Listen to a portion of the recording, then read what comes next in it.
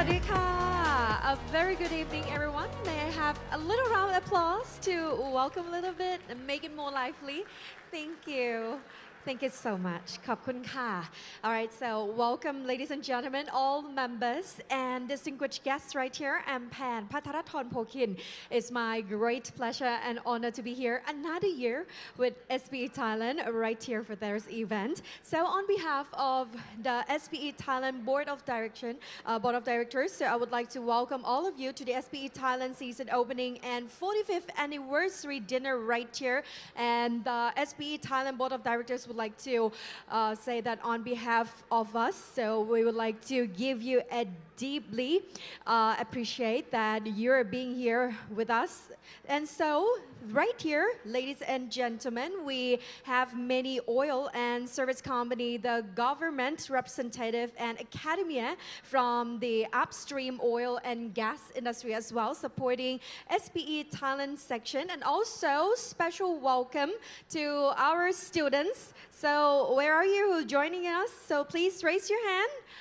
Our students, if you're still students, okay, right there at the back. All right, so let's give a big round of applause to welcome them. Okay, thank you so much. Thank you for joining us right here today. So tonight's theme is 45 years of excellence, empowering progress and shaping our future. And we hope to show you how our industry continues to create and innovate to meet our future energy needs.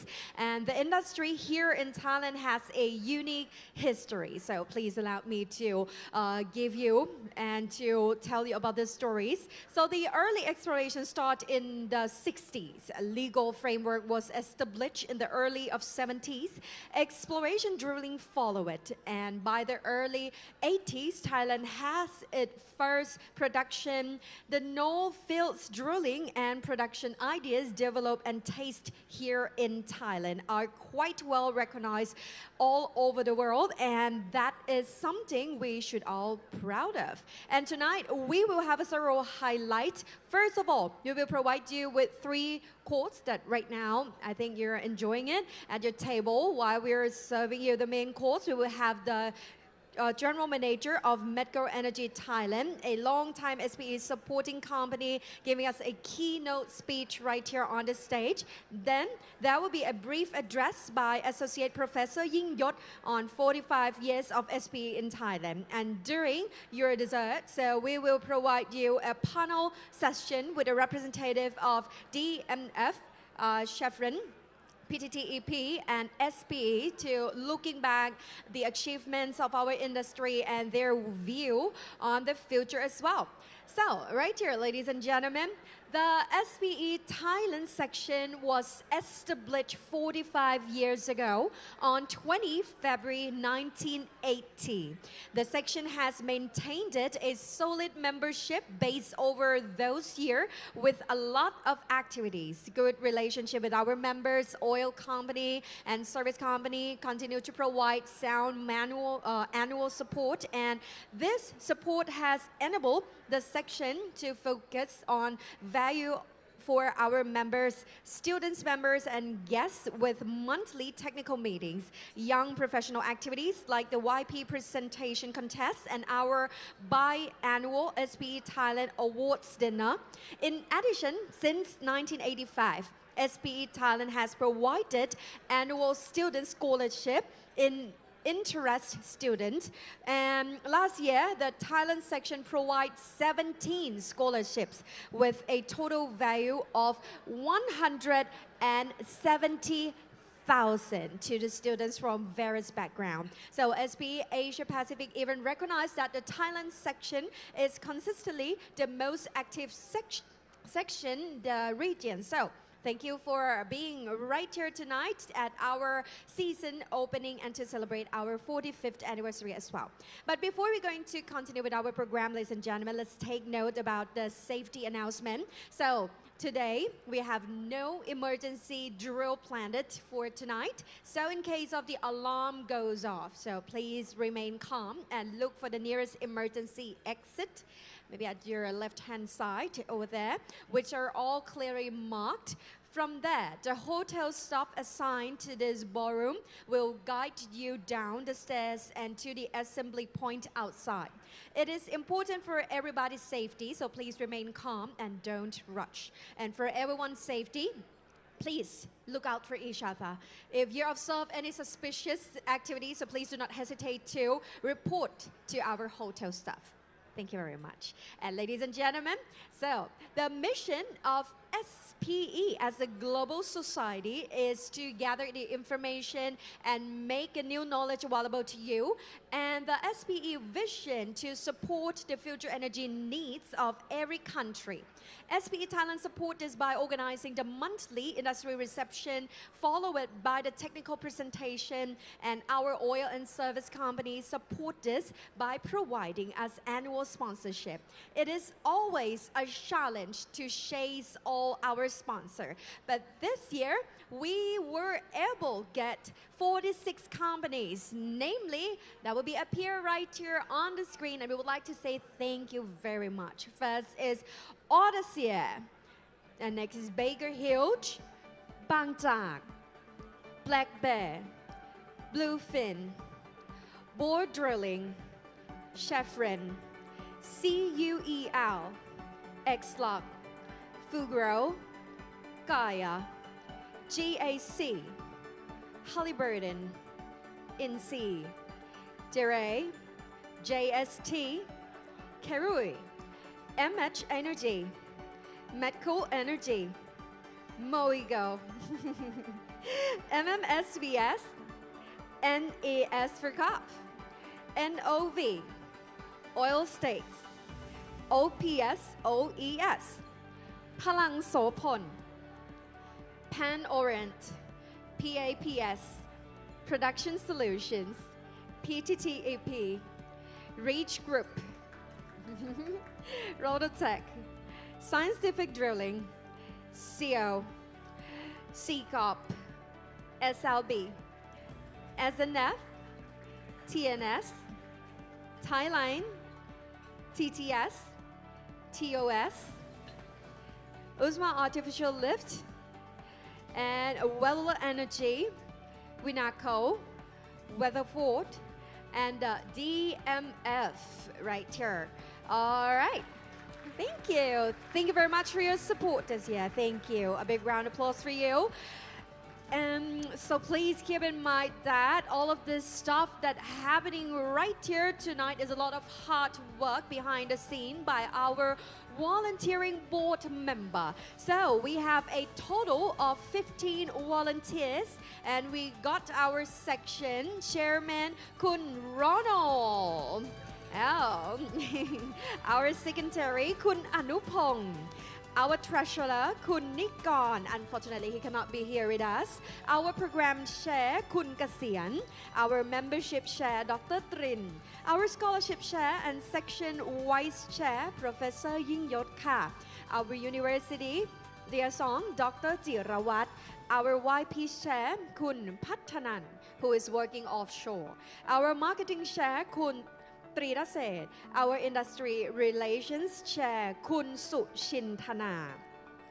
And our industry relations vice chair, Khun Walaiwat, our program vice chair, Khun Panit, another program vice chair, Khun Chia, our marketing vice chair, Khun Ratmani, and our internet chair, Khun Pet.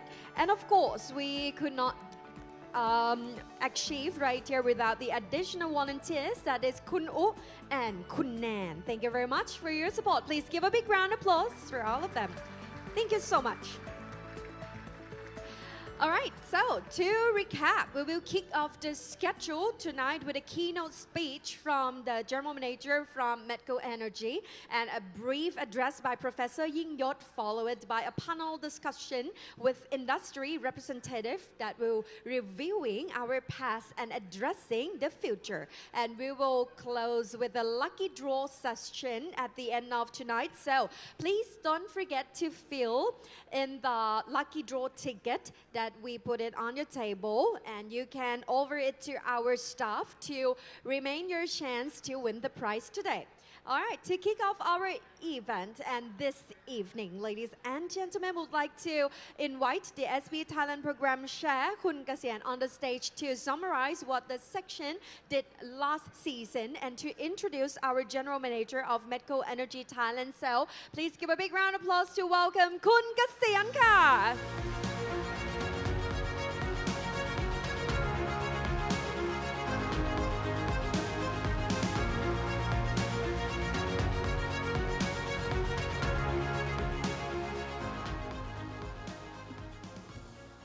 Wow. We have full house again. I'm very excited. So first of all, thank you very much for coming for tonight. My name is Kasian. I'm the SPE Thailand Program Chairperson from Nippon Steel Engineering. Okay. When we talk about SPE Thailand vision and missions, it's all coming down to simply just creating networking opportunities as well as providing you new technical knowledge. And we all do that just to make sure that the E&P community in Thailand is active.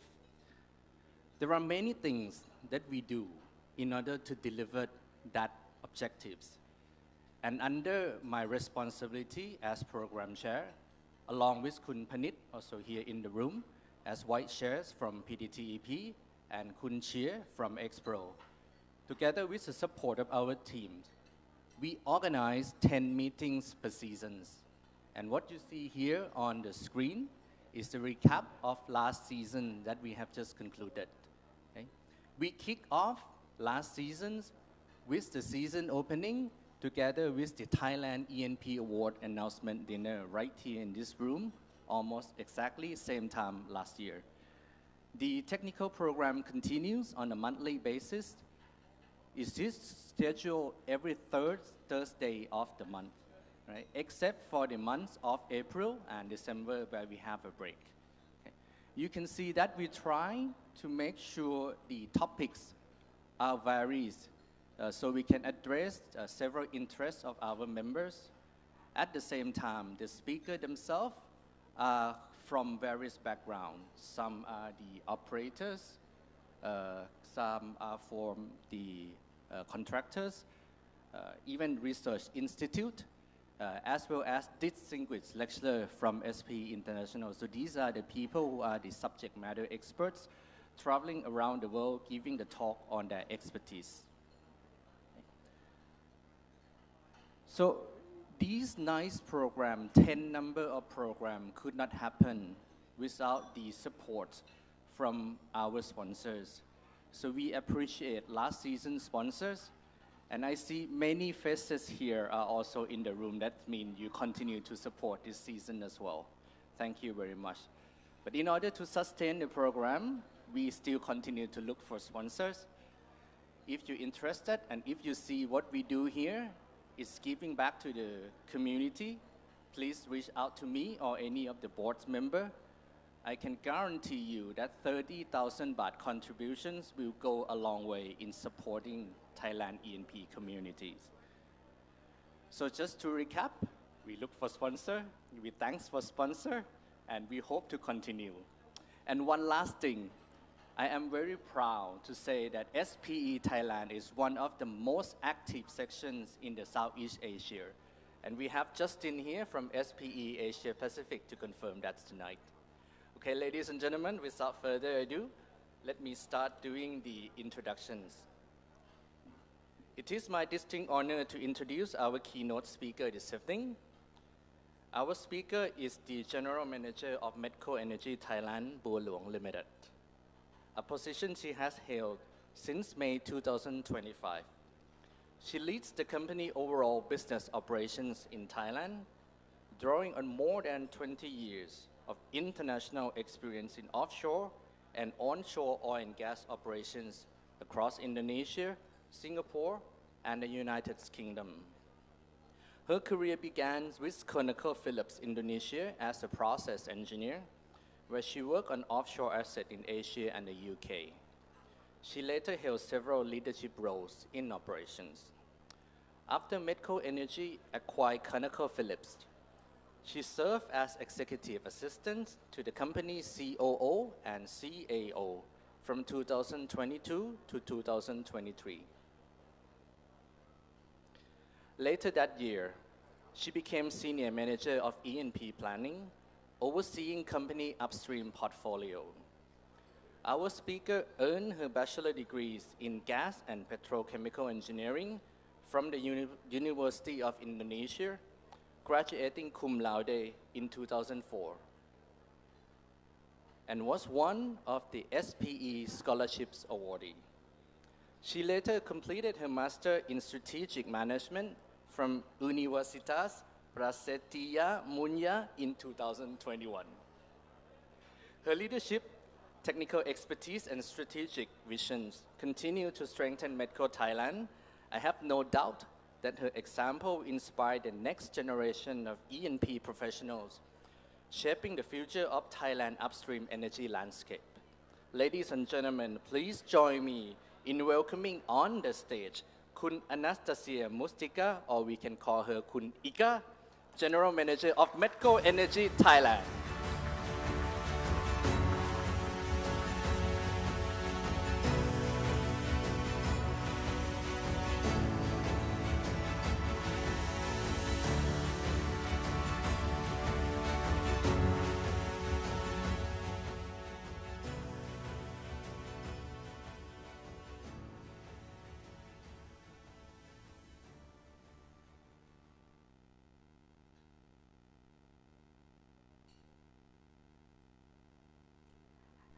Okay. Khun Kasian, you're definitely taller than me. I need to lower this. Thank you very much for the introduction. And a very good evening to everybody in this room. Wow.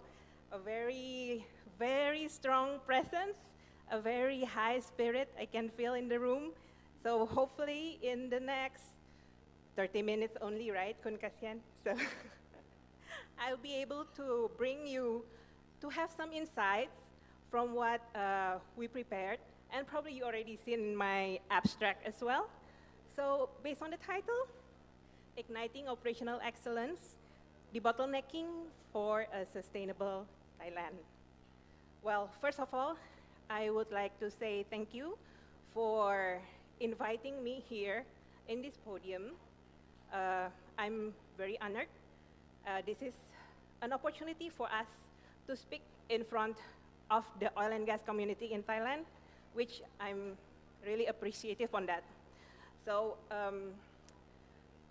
iterating from what Khun Kasian said, I've been here in Thailand only for 5 months, since May 2025, but I'm really excited to be here because this asset, Bualwang Block B838, is one of the important assets for Medco Energy.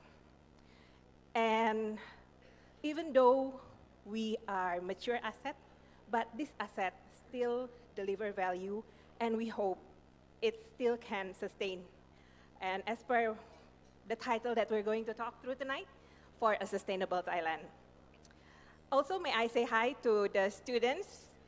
Hello, welcome. These are the important person who will be the future players of our industry.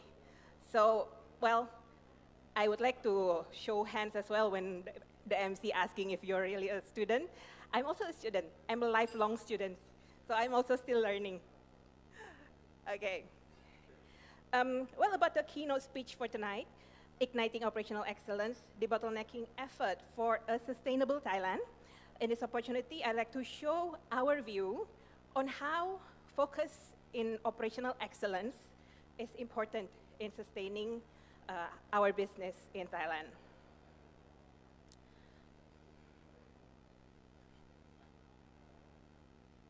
May I start the presentation by introducing our company? This is our portfolio. It's a map, but this is the footprint of Medco Energy. So Medco Energy Thailand is just a small part of the whole Medco Energy. We are not the giants, like probably Chevron, Exxon, the big five, BPs, but we are growing. With footprints in the 3 continents, we know that moving towards a low-carbon world quickly is necessary. And we are well-positioned to supply sustainable energy to Southeast Asia and beyond. And as you can see in the screen, we have 3 core businesses: oil and gas, power, and also copper mining. The oil and gas, you can see we have many dots here. Mostly our dots here represent the oil and gas. We have 25 assets of oil and gas assets. We have 7 assets in exploration phase, 2 assets under development phase in green, Tanzania and Oman. And also we have 16 assets in production phase, including our assets here in Thailand, Bualuang. And in this opportunity, I would like to express my sincere gratitude to the DMF, to the Ministry of Energy, and all parties that supported the production period extension for our block for another 10 years, starting 24 of October 2025 this year. We thank you for your trust for us to continue the journey with you in Thailand. We are so excited to enter this new production period ahead, and currently already starting to invest to projects, to activities, welcoming the new extension period. Okay. So Medco Energy is a growing, diversified energy group. We started from a drilling contractor back in 1980. And throughout the years, Medco Energy had been acquiring strategic assets and extending contracts of profitable ones, including Bualuang concession and this year. We entered Thailand as an operator of the producing field Bualuang in 2019 through acquisition of Ophir PLC. I met several of the personnel in this room who are ex-Ophir, so I'm sure you are familiar, very familiar with this field. So I hope this brings memories, good memories when you join Ophir, and cherish the same moments and energy with us today. So in our oil and gas portfolio, this is what we strategize to grow through acquisition, divestment, organic growth as well, to build a resilient, cash-generative portfolio. And since 2015, this strategy actually already increased the total production of Medco Energy from 47 MBOEPD up to 152 MBOEPD in 2024. And the key acquisition, as you can see, in 2016, the acquisition of Block B Natuna in Indonesia from ConocoPhillips Indonesia, and then of course Ophir Energy, the strategic asset in Thailand, Corridor Block in 2022 from ConocoPhillips Indonesia as well, and Oman. So we actually anchor in Southeast Asia, but we're also looking for building our portfolio in Middle East. And Oman is also one of the areas that we are looking. And this acquisition has been fully integrated successfully into our operation. Again, 2025 has been a remarkable year for us. Bualuang marks the milestone of approval of our PPE, and in the same time, we are also celebrating 45 years of Medco Energy. It indeed has been an interesting journey for us, and we are happy to celebrate this moment along with SPE Thailand 45 years anniversary for today. Congratulations to all. Okay. All right. This is the result that you can already see in our website of Medco Energy corporate-wide. This is our result of first half of the year where we are. Medco Energy, actually known as the cost leader, in the oil and gas business, especially in Indonesia. We are, as I say, we are not big. We have a scale of around 160 MBOE PD, which contributes by 70% of the portfolio in gas production. Oil is 30%. Bualuang, we takes up around 3% of this total number. As I said, it's not much, but it matters. The value this asset creates, both to the company, to the government, including the community in Thailand, in the place where we operate, signify the strategic importance for us. Next, power. Power, always an interesting discussion because we're in the oil and gas business. Later, I will touch more about energy transition and all. But in Medco Energy, the business is thriving. We are providing electricity to the nation and also other off-takers. And the current rate now is slightly over 4,000 gigawatt hours. And our power business had the transition towards the low carbon energy. Third one, copper mining business. This business is through one of our subsidiaries, Aman Mineral Nusa Tenggara, producing copper needed for Indonesia's electrification program. So this is also one of our strategy towards the energy transition in the future. But we don't stop only mining. We also aim to add value by building the copper smelter. May I add some words regarding why we said that we are cost leader? We thrive by remaining a cost leader in today's rapidly evolving energy landscape, by strategically optimizing our portfolio for high returns and profitability. Next one, fostering synergy and collaboration. This is, I think, a very important keyword for tonight, because I'm really happy, and as I mentioned earlier, I feel a lot of energy in this room. We have the right key personnel in this room. Synergy and collaboration, and with the SPE facilitating this discussion, facilitating the sharing of the knowledge sharing sessions every month. This is powerful, and it's really back to us if we are going to make a change or not. So that's a reflection for each of us, including myself.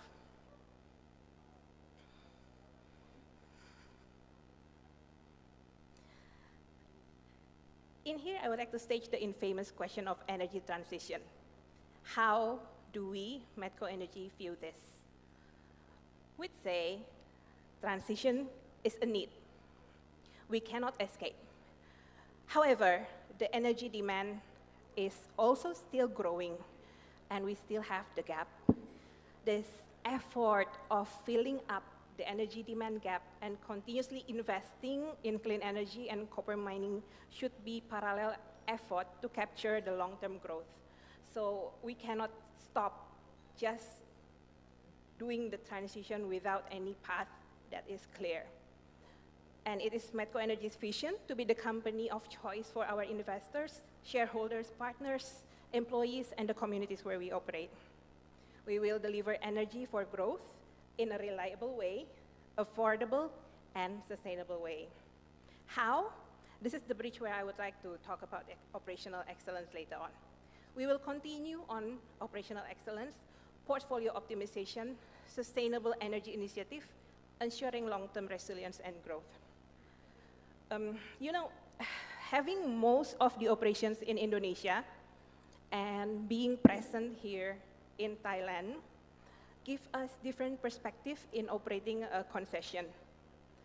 There are several fiscal schemes in Indonesia that, of course, it has its ups and downs, depends on the characteristic of the asset that you are developing. It depends on the risk, depends whether there's an infrastructure already installed, is it a high capex, is it a high opex? So that kind of balance that really needs to be considered when doing or choosing a scheme in Indonesia, PSC scheme or gross split. But in here, for Bualuang, I see it a very strong fiscal scheme to enable us to operate Bualuang in an economic way, especially in mature assets. Well, of course, we already have the second production period, so it's more than 20 years already. It is a mature asset, and we really need to look at the best way to operate this field economically. In terms of engagement and relationship, it's also important between the concessionaire and also the government, including our business partners and communities. And as I say, we are grateful to have the approval of the extension, and we thank you for the trust. And we are very well aware trust is built, trust is earned, and we as a concessionaire will professionally strive to deliver our commitment under our concession agreement. Okay, let's talk more about the asset itself. This is our asset. As I said, not big. Only 3 platforms. Not big, but it is sizable and matters for us. We run with a very lean organization, ladies and gentlemen. We have now around 120 personnel, consists of permanent staff and third-party contractors. That's already covered the office staff, already cover our warehouse staff, and also offshore, back-to-back. So it's very lean and effective. And I believe this kind of organization should be maintained, should be sustained with a very good, competent, professional individuals that can deliver the value of this asset.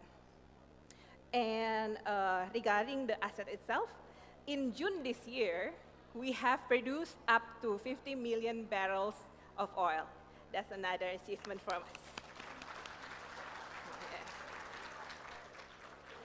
Yeah. Right, on the left-hand side, there's a map there. We are located at the Gulf of Thailand, 360 kilometers south of Bangkok, and it's actually nearer to Chumpon province compared to Bangkok, but we have our shore base in Sattahip.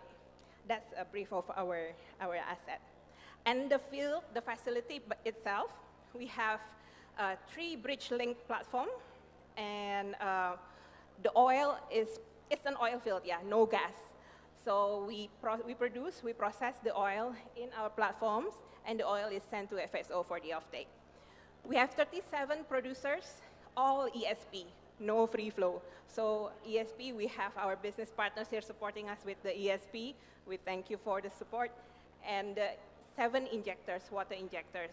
And we're currently producing around 4,500 barrel water per day. I will share our journey a bit more in the next slide. Oh, one thing that I would like to highlight from here, we are here today, as we are now, is not a sudden result.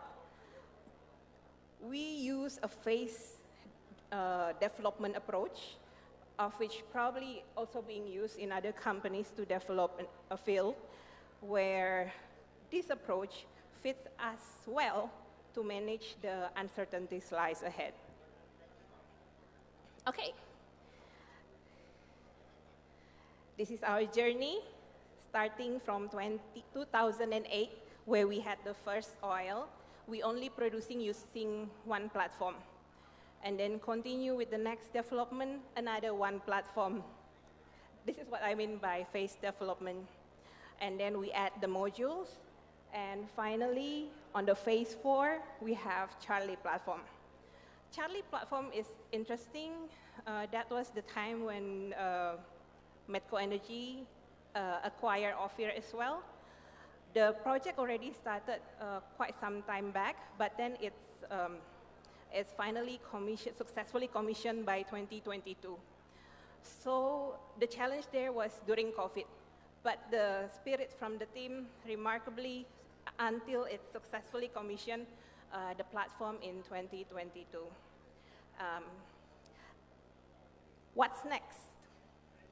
phase 5 already. Now we are already at phase 5 development, the bottlenecking project this year. And as I say right now, as of today, we are currently working on our project offshore. We are having total shutdown now already the third day. And we are installing several equipments, deck extensions required for expanding our capability in injection of water. And I say this project is very important for us because it's gearing us toward entering our PPE period. And this is a new page to the future. One thing about this project is it probably looked like a surface facility thing, but actually this project had gone through many iterations involving many functions, everyone. It requires a team to identify and put together a well-orchestrated plan to economically address the bottleneck issue. Of course, in every business, the big question is whether a project is economic. So I say during the process, it's a process of debottlenecking our mindset. We ask the quite challenging question to each of the person in the team, right? What it takes to make this project economic. It's the process to get the ideas out unconstrained. Probably for subsurface personnel, unconstrained is a very happy feeling, unconstrained. So that is also applicable when we get the ideas out from our team.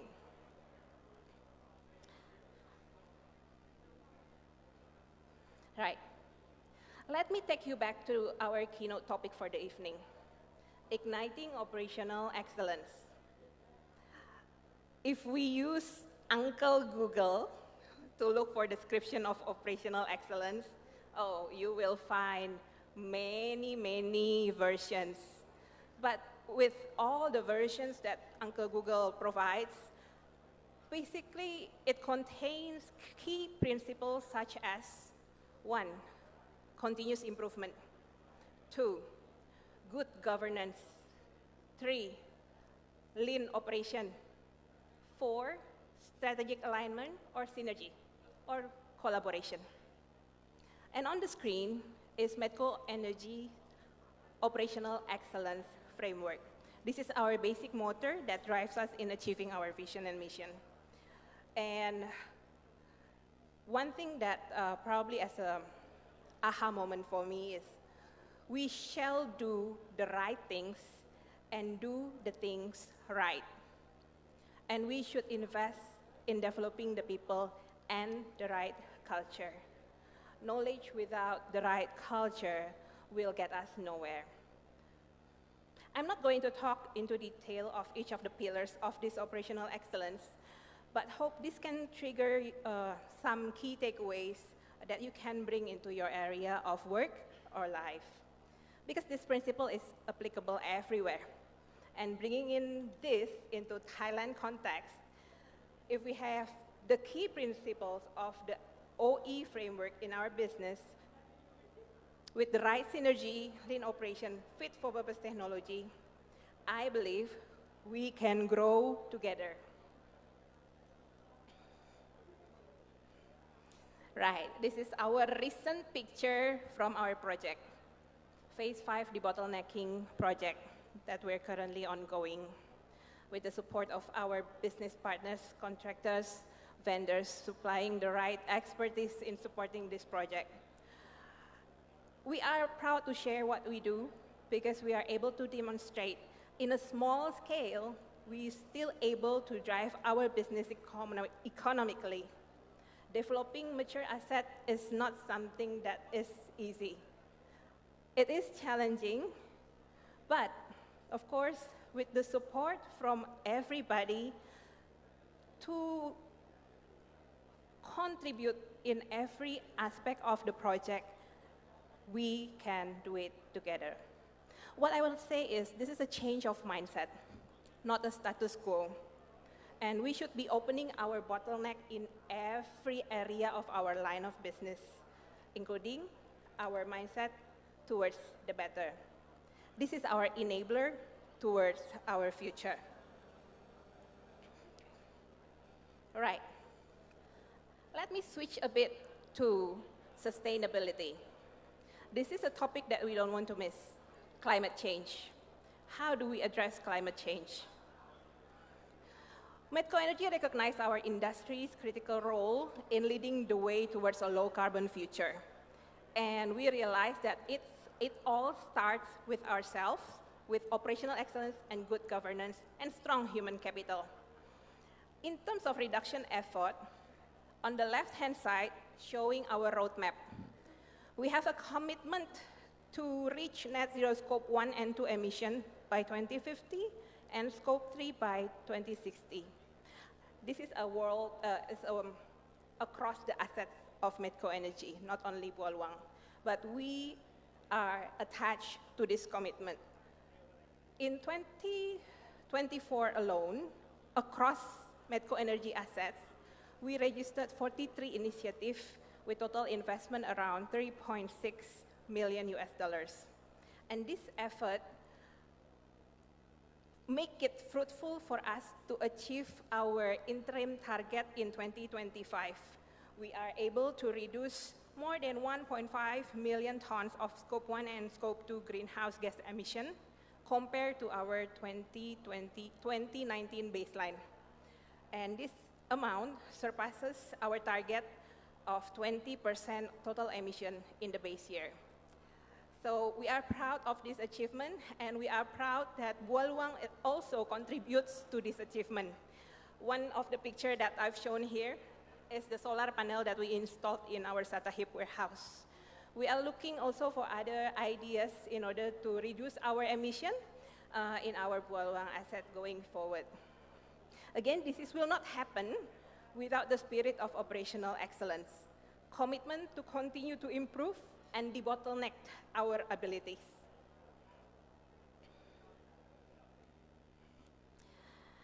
Dear guests, fellow colleagues, our dear students, the holder of our future, I'm reaching almost to the end of my slide deck. I want to recap again in this wonderful evening, full of joyous celebration, 45 years of SPE Thailand, 45 years of Medco Energy, and may I add one more of our celebration tonight.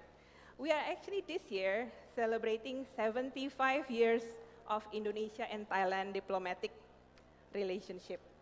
So may our relationship grow and sustain. With the flaming spirit of operational excellence, not a golden plated one, we should have a fit for purpose one. Let us debottleneck our capabilities, our way of thinking, our way of doing things. Let us unlock every opportunities to do things in better ways.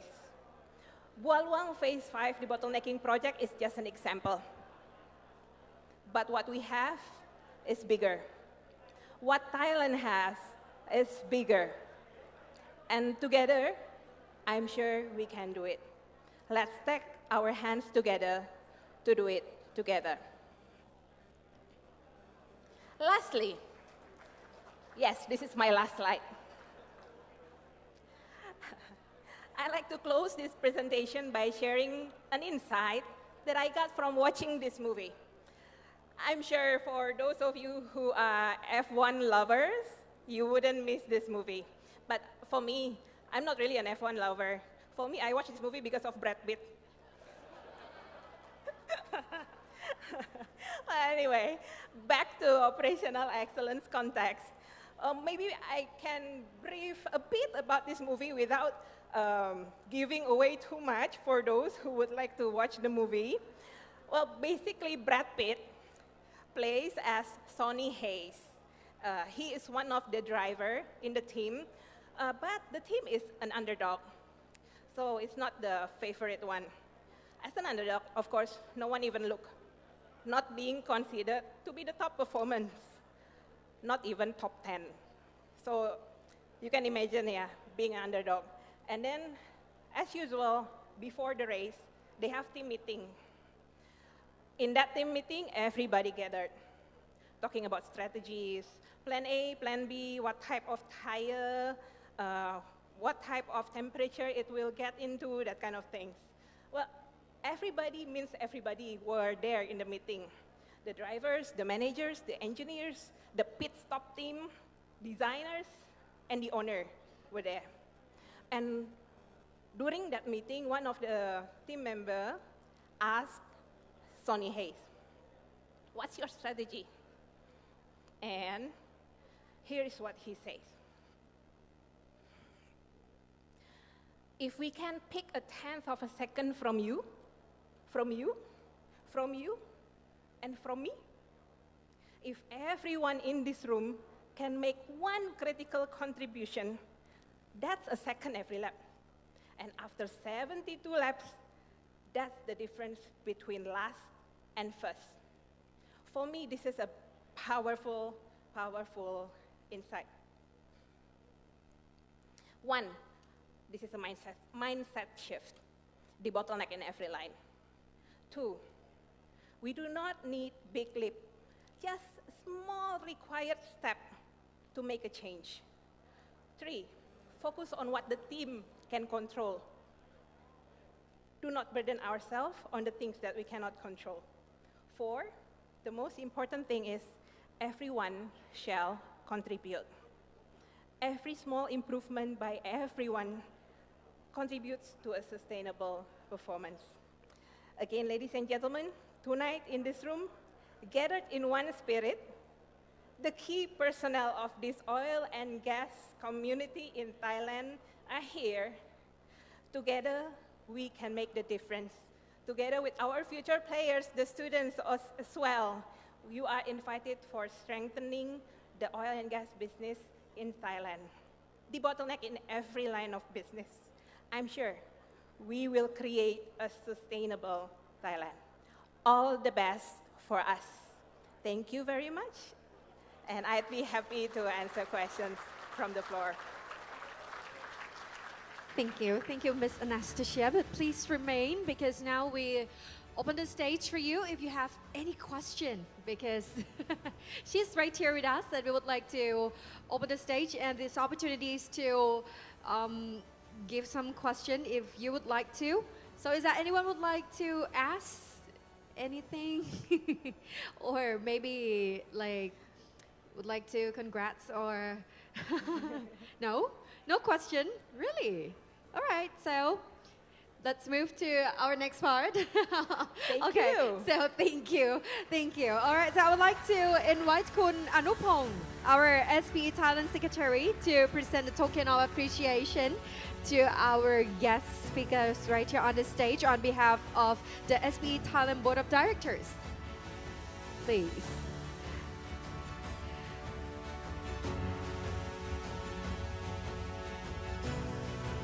All right, ladies and gentlemen, let's give a big round of applause once again to Khun Anastasia Mustika, our General Manager of Medco Energy Thailand. And thank you so much for your keynote speech tonight. Thank you. All right, and I would like to thank you, Khun Anupong, as well, our representative on behalf of the SPE Thailand Board of Directors. Thank you so much. And now we will take a short break for a moment, and we will show you right here on the screen about our past activities on from our student chapters, young professionals, and few clips from students who received a scholarship. And we'll be right back soon. And also we still have another keynote speakers that will present it to you on the stage. So please enjoy your dinner. We'll be right back. Thank you.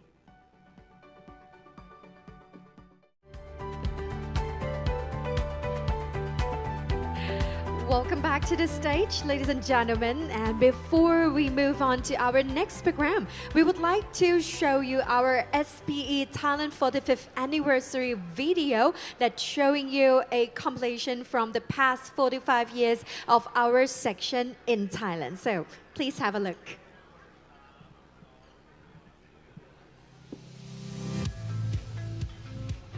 45 years ago, in February 1980, the Society of Petroleum Engineers. Thailand's section was established with just 15 pioneering members. In those early years, activities were modest, simple gatherings attended only by members and invited guests. But from these humble beginnings, a vibrant community began to grow. By the early 1990s, membership had grown to over 120 professionals, with strong support from companies like Cal 76, Thai Shell Exploration and Production, PTTEP, SLB, and many service providers. Social and technical activities began to flourish. In 1998, SPE Thailand and TOCA donated 450,000 baht to the Princess Saijai Thai Foundation, marking a proud moment of community contribution. Our commitment to support education and English communication has always been at the heart of our mission. Through scholarships and fellowships, we've helped increase the number of Thai engineers in the oil and gas industry. Thai students have proudly represented our section in student paper contests, field trips, Asia Pacific Oil and Gas Conferences, and SPE Annual Technical Conference and Exhibition. It began with Chulalongkorn University launching the first student chapter in 1991. Today, we have grown to 4 chapters, including Suriname, Chiang Mai, and Prince of Songkhla chapters. These student chapters are our foundation, the future of our industry. We've expanded to include young professional meetings, CSR activities, and industry-wide contests, nurturing leadership and innovation in the next generation. SPE Thailand proudly co-sponsors major events, like the International Petroleum Technology Conference, IPTC, and works hand-in-hand with professional organizations such as IEN, CPEX, and SPWLA. Our industry networking dinners, receptions and technical sessions, and social media platforms, Facebook, LinkedIn, YouTube, and Line, continue to keep us connected and engaged. SPE Thailand Monthly Technical Program is the main activity of our section every year. Each annual season, a series of meetings are organized on a monthly basis at 10 events per year. Average participants vary depending on the subject of interest, but generally between 60 to 100 people. Season opening event is scheduled on the month of September. Previous honorable speaker ranges from Minister of Energy, Director General, President, and Chief Executive Officers of major operators in Southeast Asia to a country-recognized individual. Since 2009, the SPE Thailand E&P Awards have honored companies making significant contributions to Thailand's oil and gas exploration and production. The program is open to all companies in the petroleum business in Thailand. The biannual event is well attended by industry member, SPE member and honorable guests from government, oil companies and services companies. On February the 20th, 2020, we celebrated our 40th anniversary with pride, and even through challenging times, we never lost sight of our purpose. We remain determined to keep the flame of our Thailand section burning bright. Our mission remains the same: to collect, disseminate, and exchange technical knowledge to help meet the country's energy needs. We are confident that the activities and achievement of SPE Thailand are the indication of an outstanding section, generating a high degree of visibility and credibility for SPE throughout Asia. Happy 45th anniversary to SPE Thailand. Together, we celebrate the past and ignite the future.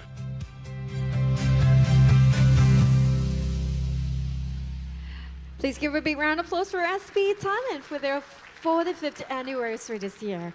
And next, we would like to invite Associate Professor Yingyot on the stage. He will give us a brief address on 45 years of SPE Thailand. And Professor Yingyot is our longest service board member in Thailand. And he used to be our section chairman currently.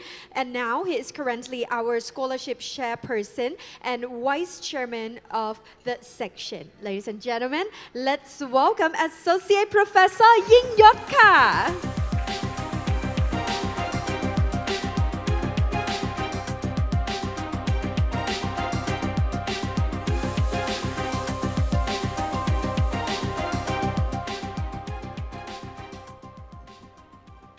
Well, thank you.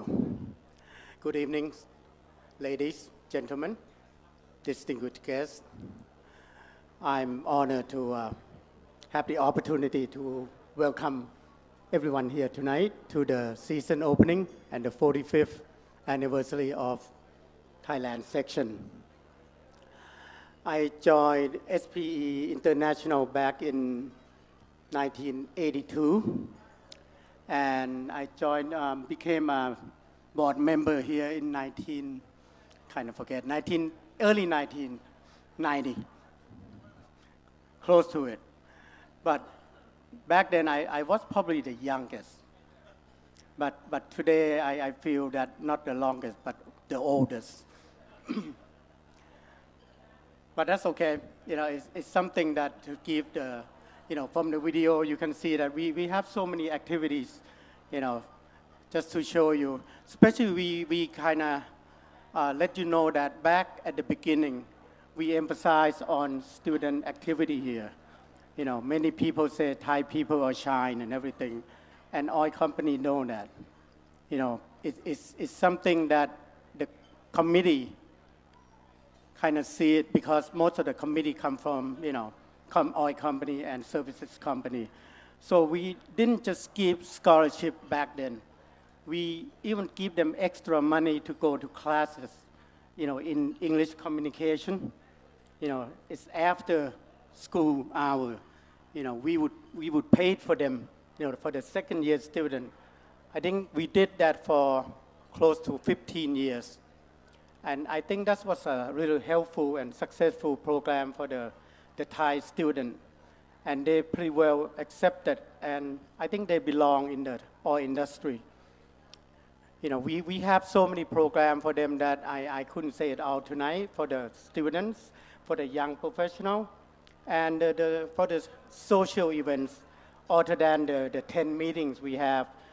I don't know, any of you remember some of the old timers in here that we had a SPE Christmas party? You kind of say, well, when was that? That was late 80s. We have a really nice, it's like family gathering. We've got SPE Christmas party, okay? Okay, you might remember this one. We have a upstream and downstream meeting in Pattaya. Just ring a bell. We had that for 10 consecutive years. We are upstream people want to learn more about downstream industry. So we have the meeting there for 10 consecutive years, just to have a nice, gathering in Pattaya. You probably remember this one. SPE tournament, golf tournament. We started it. We used to play at Nawathani, Mueang Ek. That's a one-day event. The money would be, the main contribution to student activities. So those were SPE golf tournament. Nowadays, I guess you call it TOCI. Okay, so TOCI donate money to charity, not scholarship. So this is the first year that we asking our sponsor for sponsorship and scholarship separately. And we have a nice response, and we still open for contribution. And on this matter, I like to thank Odasia Global and PTTEP for their contributions, especially Khun Montri Lawan Chaikun, who's the CEO of PTTEP. He approved 250,000 baht for SPE Scholarship Fund.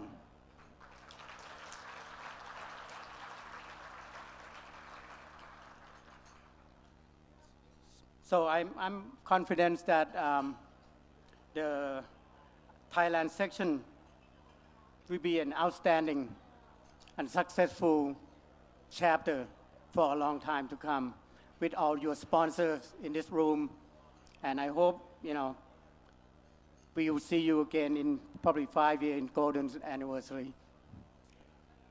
So please enjoy tonight's panel discussion. It's something that we normally do in Pattaya. We would like to have to get, panel things going. So this is a good time to have it. So please enjoy the tonight panel discussion.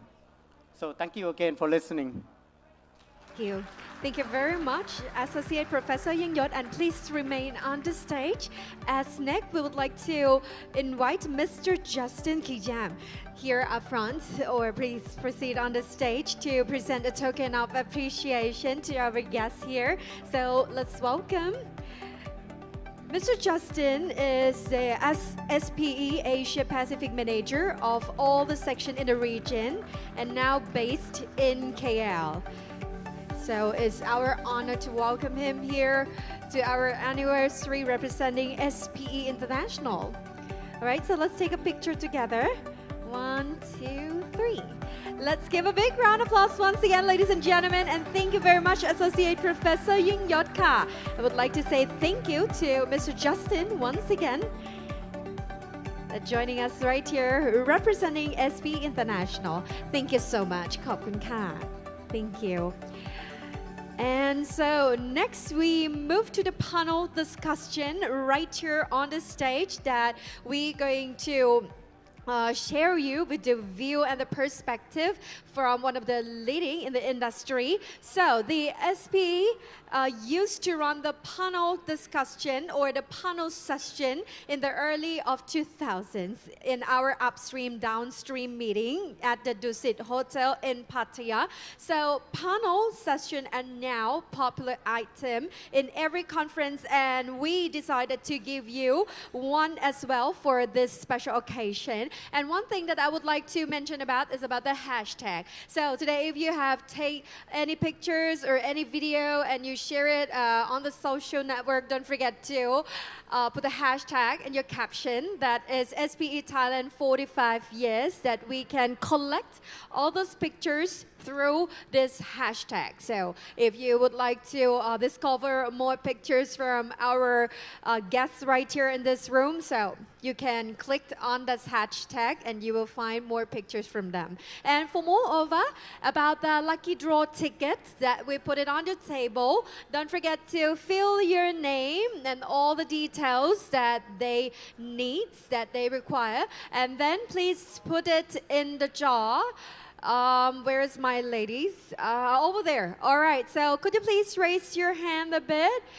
ยกมือหน่อยนะคะน้องบีมอยู่ทางด้านไหนเอ่ย Okay ค่ะ So our staff is over there. So if you haven't put your name in that jar, so please over that ticket to our staff, because after the panel session, we're going to continue our lucky draw. So please, if you want to stand a chance to win the prize, please put your name in that.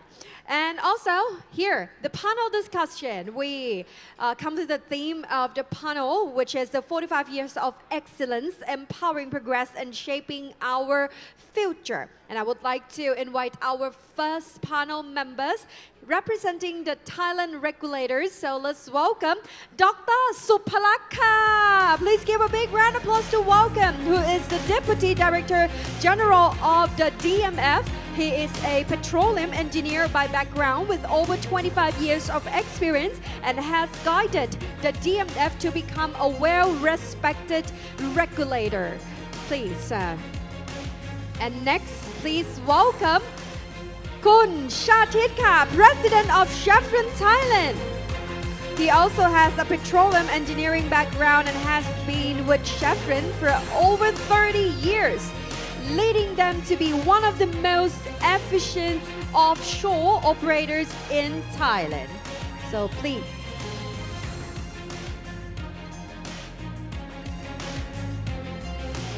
Let's join us right here on the stage. And so next, I would like to invite Khun Montri, the CEO of PTTEP. Khun Montri is a geophysicist by background and has over 30 years of industry experience and has led PTTEP to become a well-recognized regional E&P player. Please, sir. And our panel members, well, last but not least, is Khun Ronald, please. The chairman of our SPE Thailand section. He is a geologist by background and has worked in our industry for over 30 years with various operators and has been volunteer for the SPE Thailand section since 2006. All right, so I would like to say สวัสดีค่ะ นะคะ to all of you right here on the stage once again. So with this panel session and this panel discussion, ladies and gentlemen, we would like to let them share their perspective on the industry over the last 45 years and how they see the future. And next we're going to have like a brief discussion on the day-to-day challenges right now in our industry. So let's get started by Khun Suphalak,นะคะ, and by our first question. So the Department of the Mineral Fuel, I would like to let you share the view on how DMF facilitated the industry to grow, what benefits it provide, and your view of the E&P industry going forward in the future. Okay, thank you very much ครับ Yeah. First of all, I would like to thank SPE for inviting DMF to join these sessions, these remarkable sessions.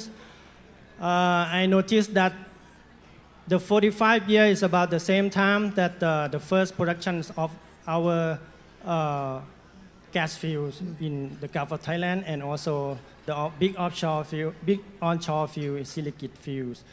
That was first start production in 44 years ago. So it's about the same time, and I think it's good time, we are talking about what actually the industry have gone through in this. So I like to start to respond to your questions in the government view. For the Department of Mineral Fuels, actually, in the past, actually, it's not department. Previously, it's only division in the Department of Mineral Fuels, in Department of Resources, DMR, now become DMF. This department has laid foundations to E&P operations, E&P industries by designing the concession system, by oversee the contracts and concessions, and also balancing national interests alongside investors. From the first concessions in 1971,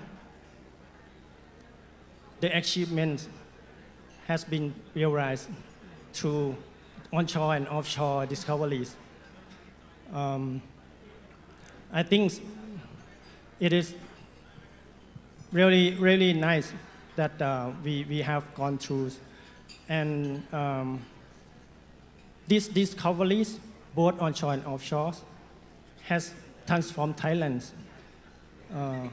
into the country that's actually before that highly relying entirely on imported petroleum and transform into the countries that nearly meet half of its demands, petroleum demands. And this achievement actually driven downstream industry as well, underpin the foundation for Thailand economics. And I believe that to this success, everyone in this room has been at least contribute to this success in some way, especially those who has come before us in this day. I noticed that today occasions we have our remarkable guest, my ex-boss, previous DGs, has joined this session. And with these persons, make us enjoy, this success to this today. So I would like to take this opportunity to express my appreciation to these remarkable persons, and also everyone in this room to the success. Okay, so that's the first one from your questions, the Yeah, benefit, sure. what we have done. And for what actually government have done so far from the past, I can conclude that in three aspects that the government has actually done in the first one is in terms of the law and regulations. We've been developing law and regulation, especially the petroleum law. Now we issue 7 petroleum laws, already amended 6 times. From the Thailand 1 now to Thailand 3 regime. We face up some hiccup during the Thailand 2. Everyone know, yeah. But the government put all the effort to repair it and to amend it. And now we finally get the regime that we use it until today, Thailand 3, which is the regime that more attractive, more flexible, and now we use it until today. We even now moving to other regimes like PSCs to put more options for the government for the petroleum management. And that's the first one. For the second, the government has done about compliance and licensing. For years that the department has enforced law and regulations with transparencies, efficiencies, and good governance. By granting approvals and permits, such as petroleum concessions, such as production period extensions, production areas approvals, gas pricing, etc. And these approvals ensures the development of new fields and also to extend life of the existing fields. The field like Elawan, that I said it's about time that this field already been produced for 44 years, about the same time as SPE Thailand chapters. My ex-boss said it's a miracle of Elawan field. Because at the beginning of the field startup, it's produced only 100 million scalp per day. And I believe that at that time, no one think that it will last, it would be last this long. Okay. Now it's still producing. And lately the government has been managed to extend Elawan fields to be new contracts and also can produce longer. And with, I think, with good hands of the PTTEPs, the next operators, I do believe that with the PTTEP capabilities, the Elawan miracle could go longer for another 40 years, maybe. ใช่ไหมครับ พี่มนตรี Yeah, I hope. And that's related to the approvals that the government has been work on it.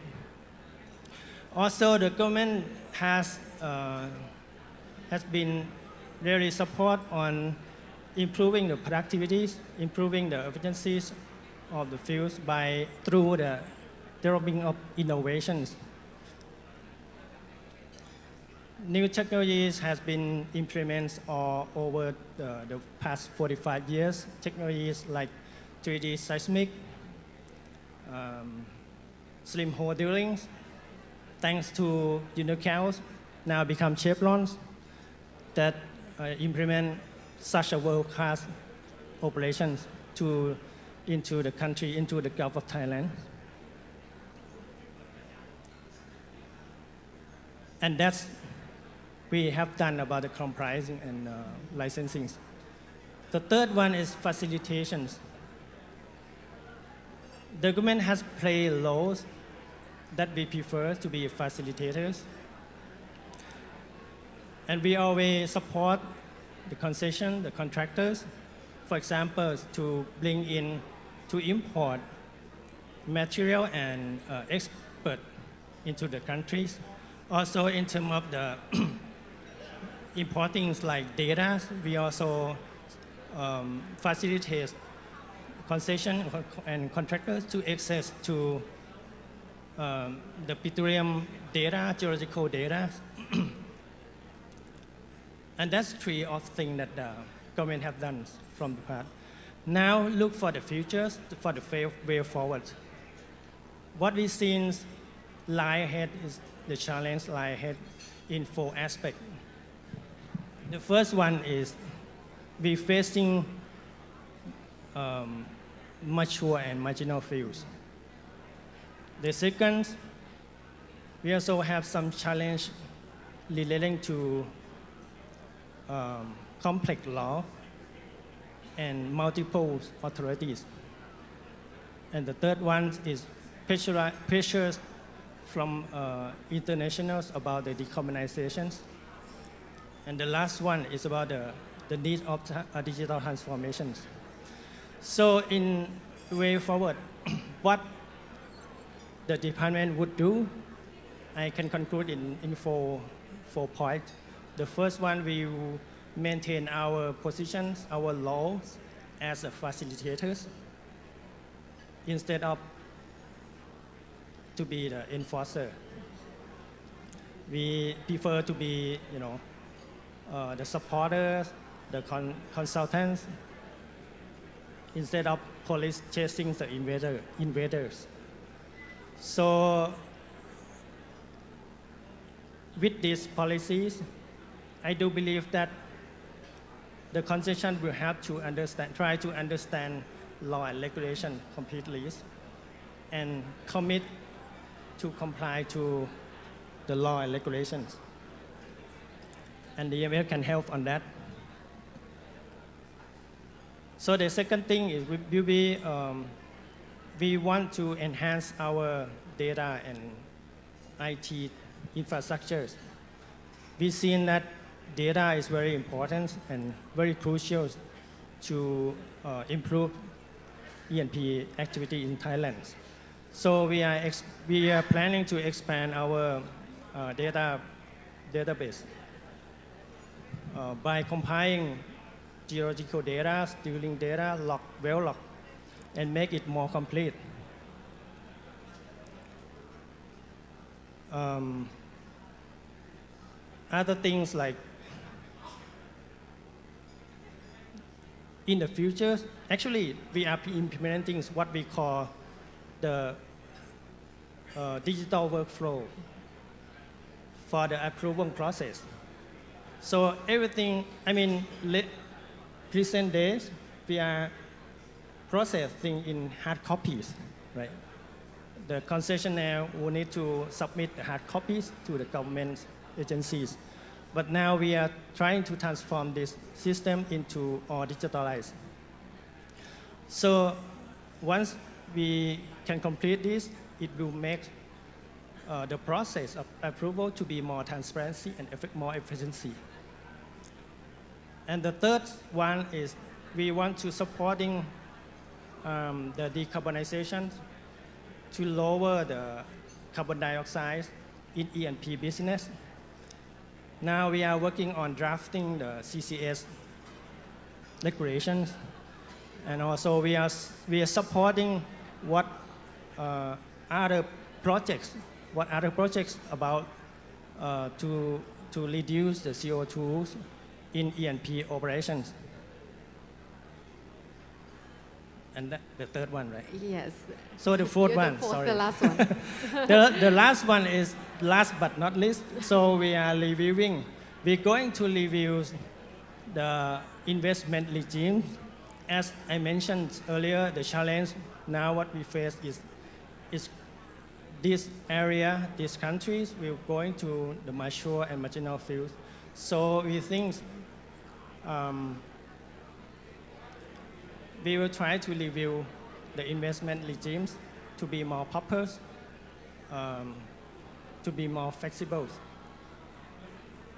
And that's we will need absolutely we will need feedback from our operators. And those are, the past and the benefit and the futures that I want to share with you. Thank you. Thank you so much. Crystal clear. No need to do any short brief or anything for the summarize. All right, so that is what they intend to and what they're going to move forward to the future together with DMF. And next, let's move to Chevron over here. Please, Khun Chatit. So I would like to ask, as you are one of the international oil companies, so how Chevron developed the oil and gas field here in challenging conditions like nowadays, and overview of the future and the new technologies. What is your perspective that they can make our industry to be sustainable? So could you please share to us? Good evening, everyone. It's my pleasure to be here with you all today. And I'd like to first congratulate SPE Thailand for its 45th anniversary. I think this is a great achievement. I'd like to also thank Professor Yingyot for collecting all this photo and make the video. I'm glad to be able to see myself, with the baby face. And I think it was one of the best experience I had during my university years that I was able to serve SPE Thailand student chapter as the president of the student chapter. So for the student, I like to encourage you all to take this opportunity. I think it will give you an opportunity for future development. So let me take you back to the history about oil and gas development in Thailand. In year 1972, it was the first year that our legacy company, Union Oil, or later called Unocal, and right now Chevron, was successfully drilled the first exploration wells in the Gulf of Thailand. And that was the discovery of one of the largest gas field for Thailand, for the country, which is called Erawan. The Erawan was later put on production in year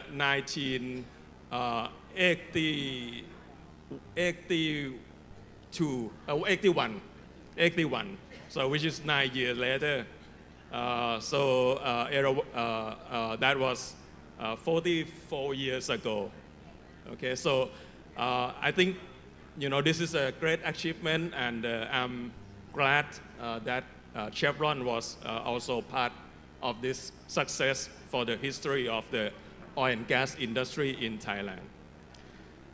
So let me maybe share a little bit about what I experienced during my years in the oil and gas industry.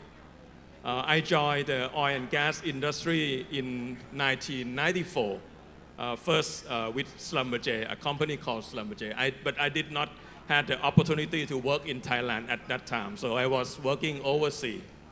But later, in year 1997, I first joined Unocal at that time as a well service engineer. And at that time, because I had the experience of being a Schlumberger engineer, the first assignment that was given to me is to look after all electric line operation, which at that time managed by Schlumberger. And I had the opportunity to witness the very first scallop gun trial perforation in the Gulf of Thailand, which is done by Schlumberger. Okay, so that time we were moving from drilling the conventional wells and change the well completion to slim hole wells. We used to perforate wells with Energi gun, which produce a lot of debris. And when we use Energi gun to perforate slim hole wells, we found that with the debris, the gun stuck, and sometimes we lost the well and lost a lot of reserve. So the solution at that time, which Schlumberger has come up, is to introduce the slim hole scallop gun.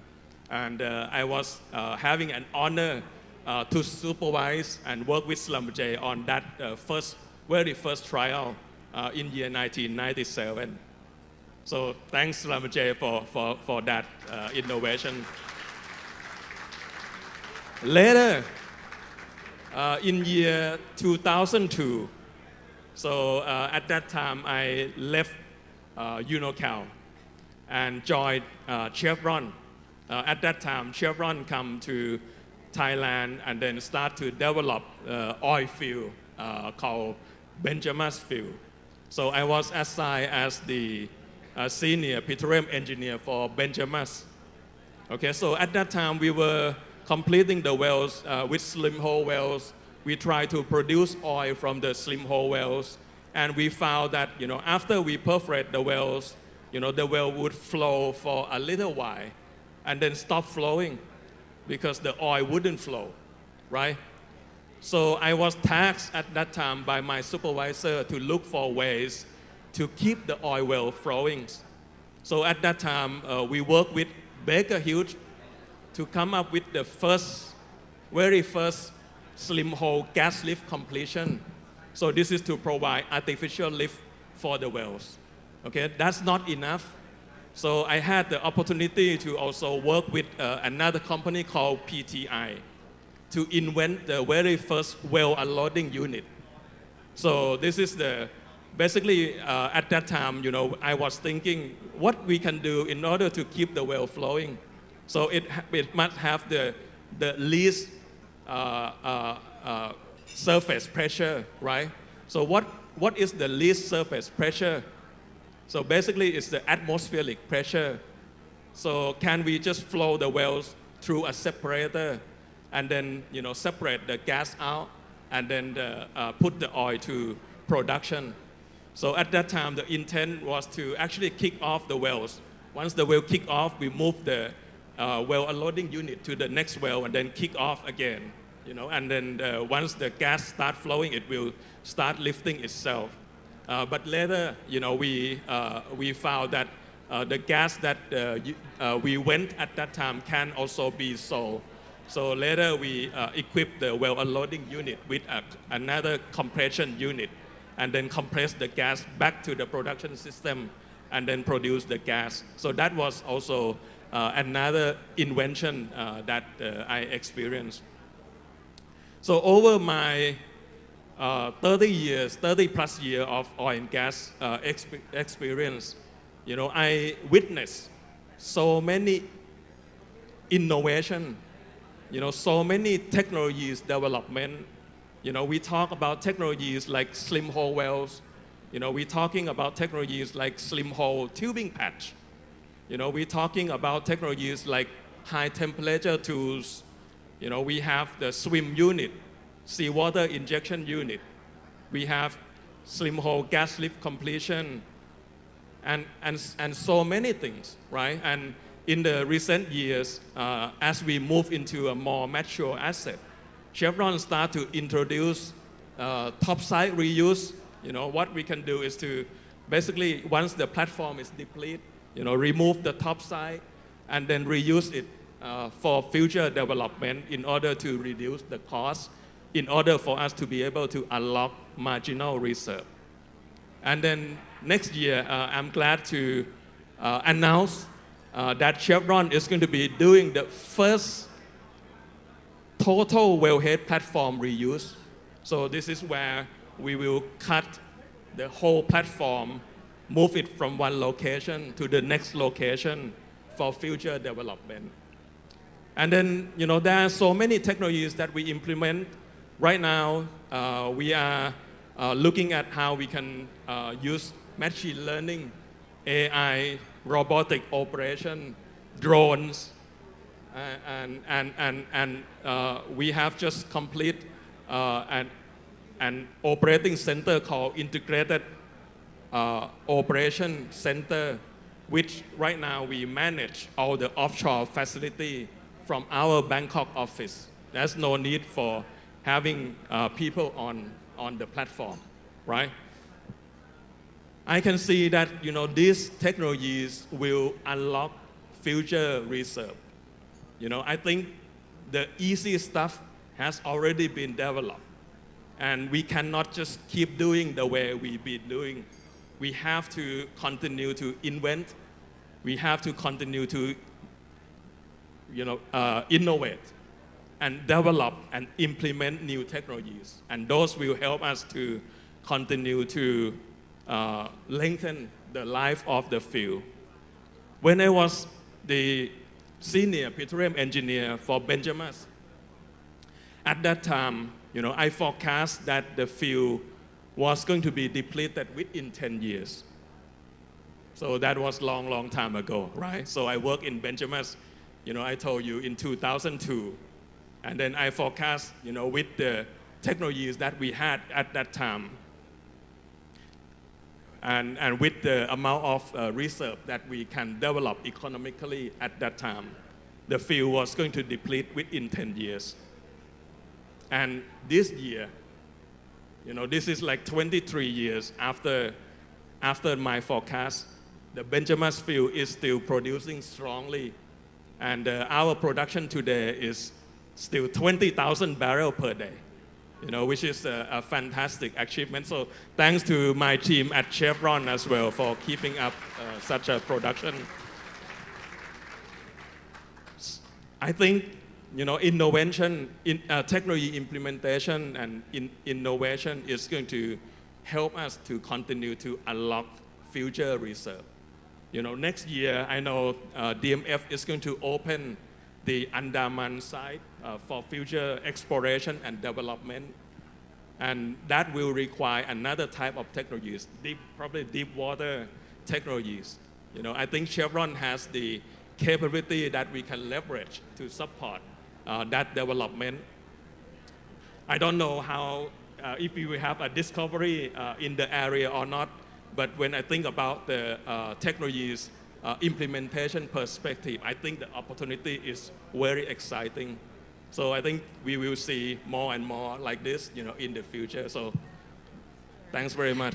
Sure, this lead to the sustainable goal for sure. Wow, with the history and the experience. And so next move to PTTEP, right here with Khun Montri. First, I would like to say congratulations. It's not too late, right? Since your 19th of June, their 40th anniversary. So let's give a big round of applause for PTTEP. Congratulations. All right, so I would like to hear your perspective as a national oil company. So how you committed to optimizing the energy security for Thailand, and what are the long-term goals of your company? Please, sir. Thank you. Well, first of all, congratulations to SPE. 45 years in Thailand is a long journey. It's a long journey. It's even older than our company. PTT just celebrated 40 years. Production in Thailand is 44 years, so SPE has done a long way. Congratulations. Before I get to that, I think I do have two problems with this room. One is the AC is a bit warm. I don't know, maybe I'm on the hot seat. Number two, I'm sensitive to the white noise, but the white noise calmed down now. When Khun Chati talk, when Dr. DMF talk, there was a lot of white noise. So I appreciate the white noise has calmed down.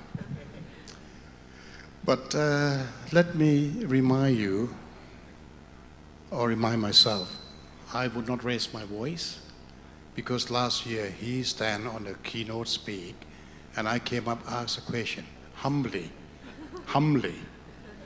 2 months after, his boss told me that I was shouting at him on the question. So I would not raise my voice. Tell me if I raise a voice. Did I? Thank you. Thank you. I have a witness here. No, I appreciate we talk about sustainable future, but what I'm hearing, I appreciate what TMF is trying to do. Thailand 1, Thailand 2, Thailand 3. Perhaps we need Thailand 4 now. This country, coming from a long-term concession agreement, and all of a sudden turned to be PSC when we are declining. Are we doing a good thing? PSC concessions, maybe debatable, but we are doing it. I don't have to answer your question about what are we doing as NOC. I'm doing it right now. Because I told you 2 years ago, every BTU of gas counts. We believe in gas. And you can argue with me. Today I can say the natural gas is the energy destination, not the energy transition. Because we don't know what are we transition to today. We need gas. We live happily now, standard living of life, quality of life. We have all the lights on because we have natural gas coming from the Gulf of Thailand. And thanks Khun Chatit talking about history. But sorry, if I may say, your history is not from Chevron, it's from Unocal. Unocal made the first discovery. And you know what happened? They're saying, oh, we found gas, we built Thailand and so on. You know what happened? The first gas well when Unocal made discovery, they told Dr. Thongchat, later Thongchat Hongadalom, late Dr. Thongchat Hongadalom, you want gas, you build a pipeline. And he bite the bullet. He built, back then, the longest pipeline in the world, 425 kilometers, from the gas well that they discovered to Maptaput, because we would like to change Thailand economy. And believe it or not, you may not think about it, but I think about it all the time. We came out from poverty, Thailand came out from poverty because of that petrochemical industry. We have the zone, economic zone, we have the free zone and everything. Everything comes from the gas, natural gas, that we built the pipeline. And the pipeline is still in use. Every time when I go to G1 facility, Pratong complex, I go touch the pipeline, the 32 inches pipeline. I'm so proud of it. The history starts from there, if you want to talk about history. Now, if you talk about future sustainability, I don't have to say more as an NOC. I do everything I can to have the lights on. I do everything I can. My team doing the same thing. We does not make much money from G1 compared to Area 1 those days. Area 1 was concession, G1 was PSC. Gas price was reduced by almost half. We don't make much money. But luckily, we are not only the NOC, we invest overseas as well. Some of the overseas assets can compensate what we're losing in our industry back at home. We're doing everything because we know that energy security is very important for Thai people. Very important for anyone who come live in Thailand. I can tell you, Thailand will not be black out, not at all, because we have LNG complex ready for it. If you don't have gas from Thailand, from the Gulf of Thailand for the next 10 years, you still have the lights on, but you pay more. You're going to have to pay for LNG. Today, we're paying low gas in the Gulf of Thailand, domestic gas, because the facility has already been built. We use the facility. The oldest pipeline, 40 years pipeline is still there, 32 inches pipeline, still there. So we can continue producing natural gas for the energy security. So that's what we're doing, NOC. National, I'm glad you call us NOC. When I go anywhere, they just say, you can't call yourself NOC, no one would give you credit. Because you are in the stock market. You buy our shares, we are a public company. We are not NOC. So we do everything we can for my generation, next generation to come. And then we think about sustainability. People talk about energy dilemma. I appreciate Medco talk about energy dilemma in a different form, which I like it, in a circular form.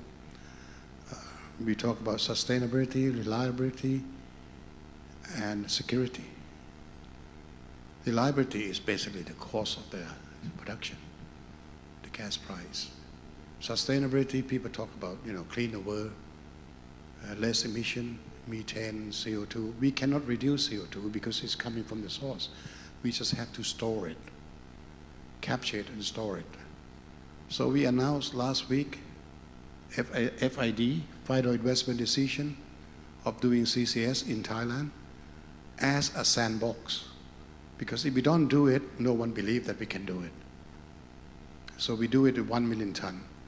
Our partners say no. We're your partner, but we don't like the uncertainty on liabilities, touch the hand on the regulators, where there are no incentives, no liabilities, no clarity. But we just say, well, if we don't do it now, when would we do it? Thailand roadmap of 200 to 2065 of net zero, 2065, which is what, 40 years from now. Net zero on Thailand 2065, 60 million tons has to be stored. 60 billion tons of CO2. Today, we don't have even 1 ton stored. I went to talk on the Earth Jump, they give me 1 ton credit. And I said, what do I do with it? What do I do with it? I want to store it, I can't store it, but I gain the credit. So we're going to have to work together, collaboratively as an industry together, to think about clean the gas. We should not talk about history. We should talk about future. How are we going to live with no natural gas? Andaman Sea is beautiful. We like to do exploration. We like to go and explore. But current fiscal regime doesn't support it.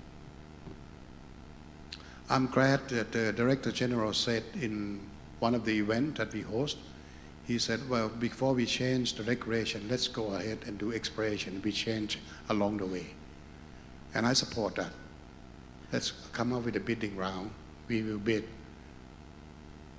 We will get the exploration block in the Andaman Sea. We need to look for the gas from the western side, support the southern part of Thailand.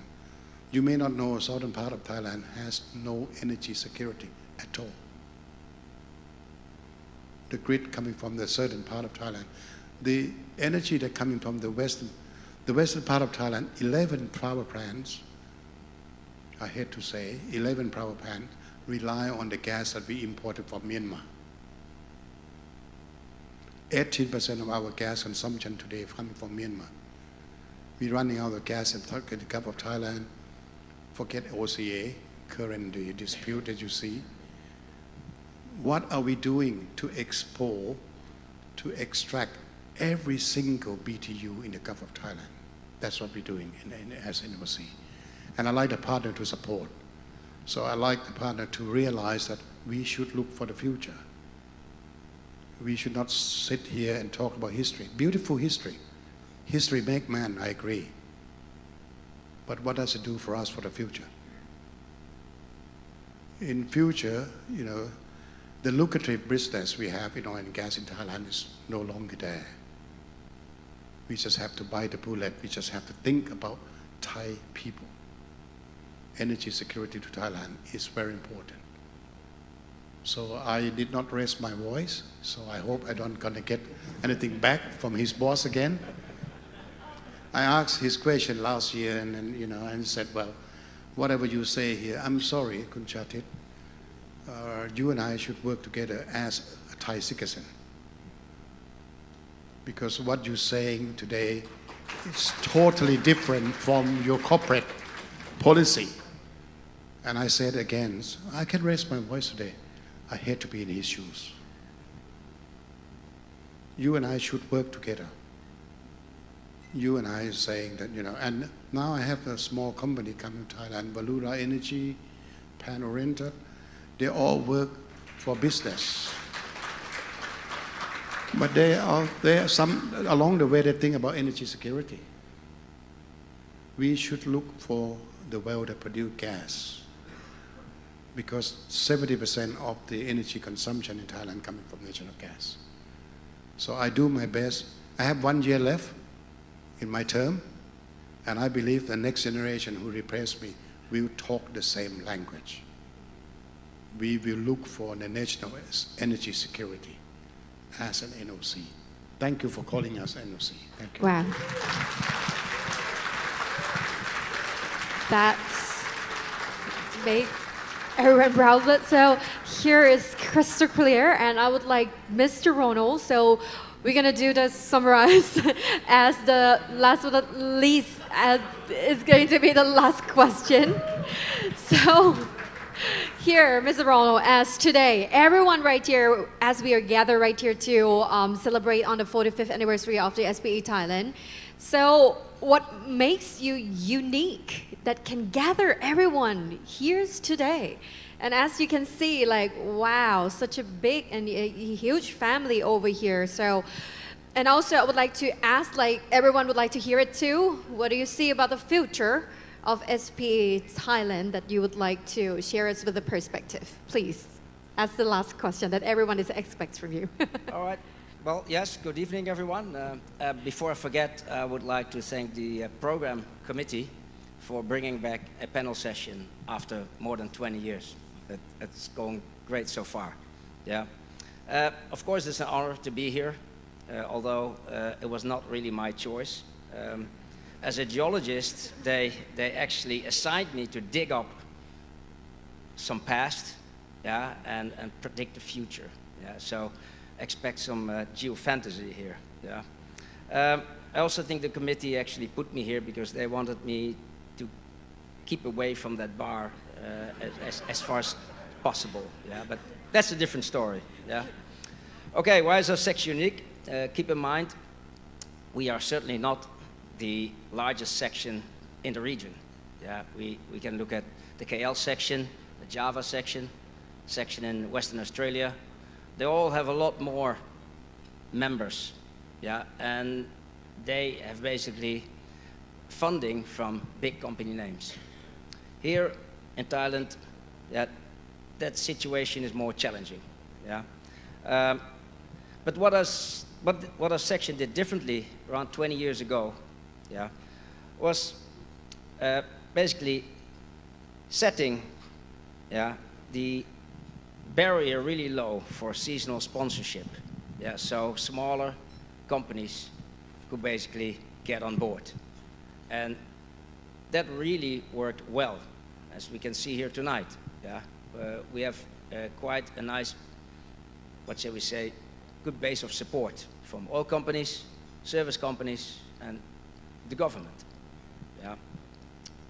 We also see a lot of sections in the region struggle with continuity in their committees.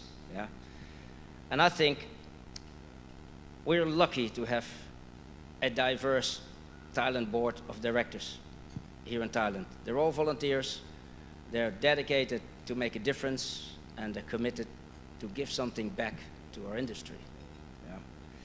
Yeah?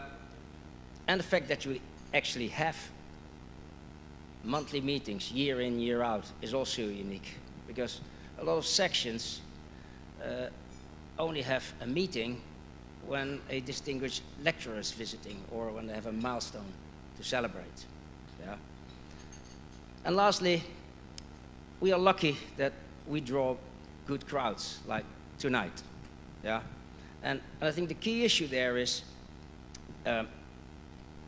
we need to look well after the crowds. Yeah? And that is because my professor said a long time ago, yeah, basically the best crowds to talk to are well-educated, well-lubricated, and rowdy in the back. But suddenly it's gone quiet there. So, but we're doing well, yeah, and we're unique as a section because of you here tonight. Now, where would the come from. Yeah, if we're looking back at our humble beginnings in 1980, our section basically evolved following what happened in the oil and gas industry here in Thailand. Yeah, that's a given. Yeah, in 1980, as mentioned, we had some production, but Thailand was still in an exploration stage, and we struggled for members. Yeah, by 1990, production started to increase, and our first student chapter was established by the Chulalongkorn University. They're sitting over there, wave. That was in 1981, yeah? Sorry, 1991. And basically our membership number started to rise, yeah? And then from 1995 onwards, we were able to have regular meetings, yeah? Because we had enough members by the time. Going into the new millennium, a lot of drilling and platform building took place, and membership continued to grow. And we welcomed a second student chapter, and that was Suriname University, yeah. Then in 2010, we basically had our first EMP awards dinner, and we started our young professional presentation contests, yeah. And around 2012, I would say, we reached a record of 1,500 professional members. Yeah. Shortly after, Thailand had peak production, and we had the establishment of the Prince of Songkhla University as our third student chapter. Then, with decline in production, companies were taken over, reorganized, or simply left, yeah? And our membership numbers started going down. But 2020, COVID hit us, and we could only have online meetings. Oil price went negative for a short time, and SPE actually struggled worldwide for quite a few years. But in Thailand, we maintained a strong support base, yeah? And up north in the country, we welcomed our fourth student chapter in Chiang Mai. After COVID, let's say we recovered, we've actually seen a few new members, a few new companies sponsoring, and yeah, the last few years, strangely enough, we broke some records here in average attendance at our meetings. Yeah, so that is where we are today. Yeah, we're a section well established in the region and well supported locally. Yeah, for the future, well, I'm not so sure about that energy transition, but I think that will be very, very gradual. Yeah, so we think there will be plenty of activity to optimize. Yeah, optimize our reserves. There will be quite a few decommissioning projects, and there will also be, as Khun just told us, there will be CCS kicking off. And that should hopefully mean additional members and maybe new companies joining us. Yeah? So we see a section that can continue with the level of activity we've had over the last few years. And perhaps we can add a few more, 1 or 2 more student chapters. Yeah, who knows? And hopefully, in 5 years' time, around our 50th anniversary, we can hear something meaningful about the largest unexplored area in the Gulf of Thailand. And that's already mentioned, the name once, yeah, the overlapping claims area. Yeah. Because for SPE Thailand, that's our only hope for significant growth in membership. I'll leave it at that. Thank you so much, Mr. Rona. Can you allow me? Yeah, sure. Can I ask you all, give a big round of applause to SPE. Yeah. 45 years, a long journey. And Ronald said, well, what he has done, SPE has done to Thailand industry. Yeah. Thank you.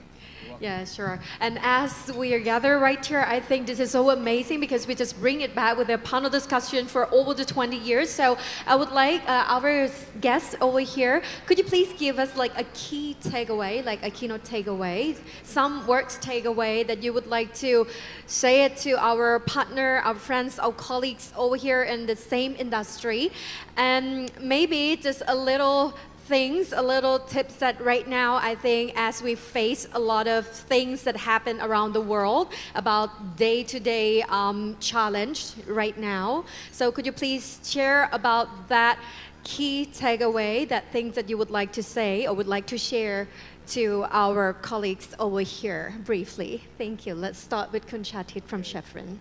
I think Thailand is facing a big challenge in terms of in all aspects, all dimensions of energy trilemma.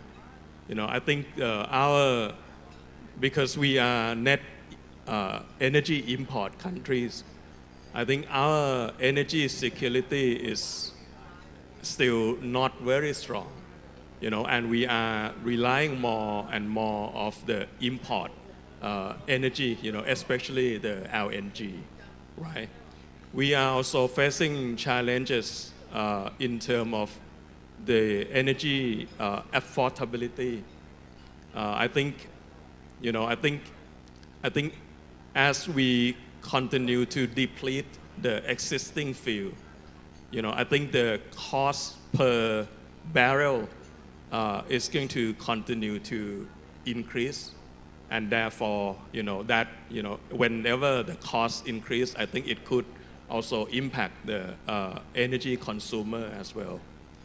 We are also facing the challenge in terms of, how we move forward with sustainability and how we can achieve net zero, right? So right now, I think the amount of renewable energy consumption in the country is still not very high, and we need to push for that, right? I think in order to address all these challenges, we need partnership. Khun Montri mentioned about partnership from everybody, including the oil and gas operator, including regulator, including all the business partners, those I have mentioned. We need to work together to come up with not only a framework, that would encourage more investment, in order to address all these challenges. But I think partnership is going to be the key to unlock or address all these challenges. Yeah. Thanks very much. Thank you. Thank you so much. And then Khun Supalak ka, a key takeaway, please. I think the aspect is pretty much the same. I think now we are facing the rapid change of many things. And also we are facing all the challenges that I just mentioned earlier. So to tackle with this challenge, I think the thing that really need is communication and collaborations. For the department officer themselves, I think we do need a kind of the skill, like resilience skills, like communication skills, in order to handle these various tasks that happen in the futures. And for the dimensions of challenge between the officers with the concessions, I do believe that we need to build some kind of mutual trust. So we do need to have a closer collaborations. We do need to have more effective communication to each other in order to build mutual trust to each other. And also between the concession and concessions itself, we need to, make it collaboration, more collaboration also, to become the partnership, real partnership.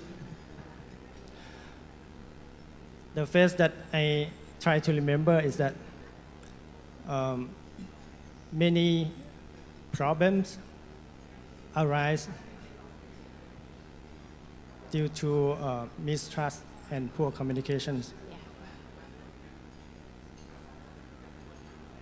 But many challenges also can be solved because of trust, cooperation, and open dialogue.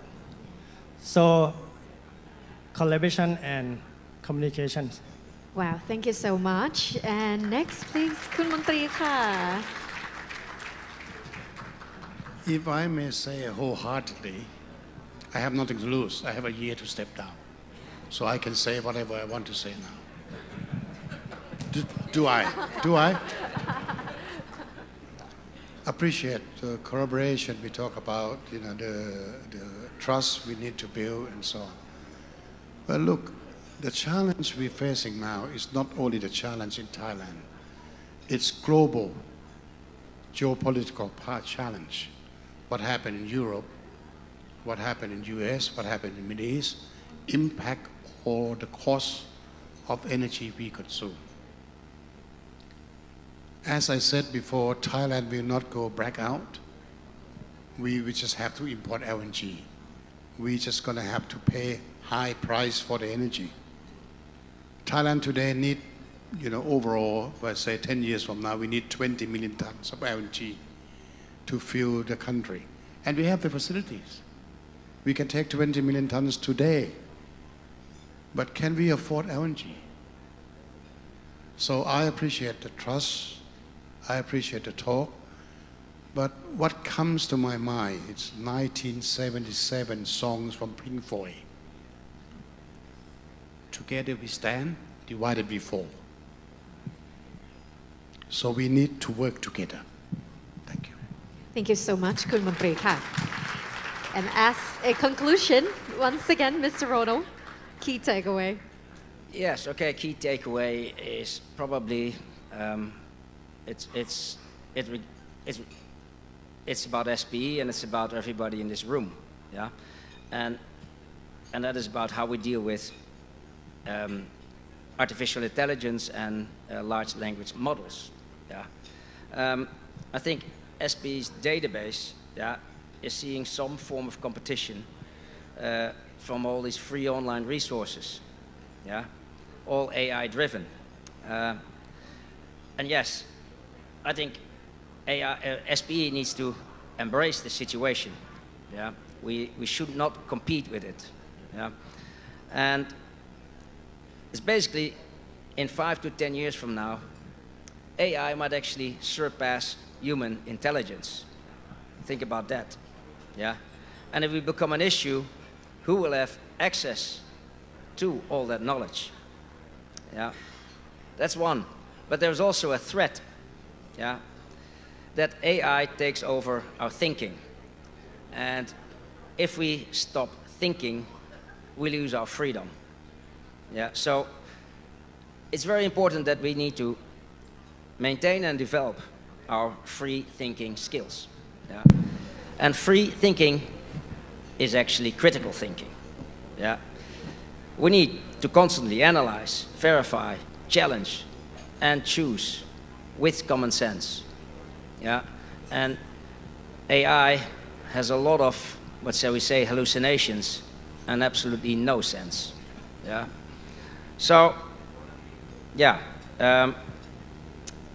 SPE has a role to play there. Yeah? Besides collecting and distributing knowledge. Yeah? Networking and providing technical expertise are essential to develop our critical thinking skills. Yeah? And the use of common sense. Because nobody is an accomplished critical thinker. Yeah? Only to a certain degree.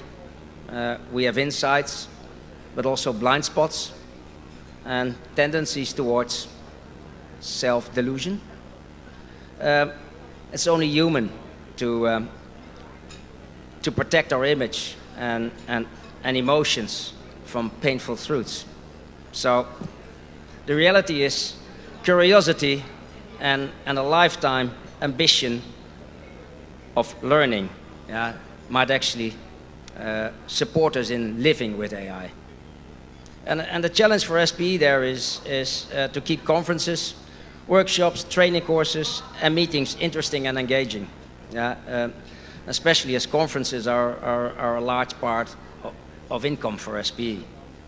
So yeah, AI is competing with SPE, at basic levels, maybe not at professional levels, but we should complement it, and we should keep developing our own skills, by networking and sharing ideas. Thank you, Mr. Ronald. All right, ladies and gentlemen, let's give a big round of applause once again to all our panel members. Thank you so much. All right, so please remain on the stage as we're going to present you a token of appreciation. All right, so I would like to invite our SPE Thailand Program Chair to present a token of appreciation right here on the stage.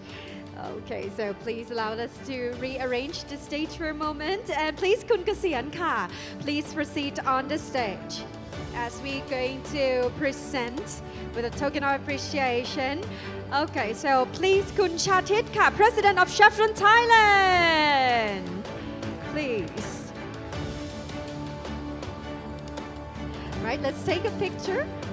1, 2, 3. Thank you so much.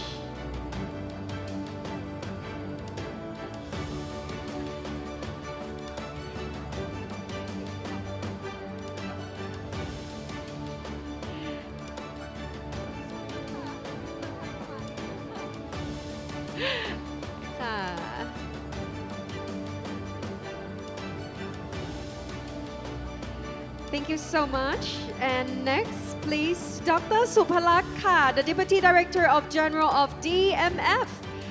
Please, Ka. Thank you. And please.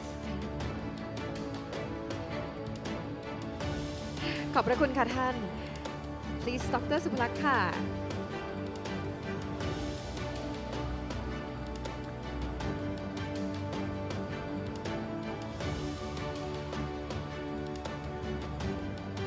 Thank you so much แล้วก็ลำดับถัดไปนะคะ and next please be invite คุณมนตรี the CEO of PTTEP please sir คุณมนตรีเชิญค่ะ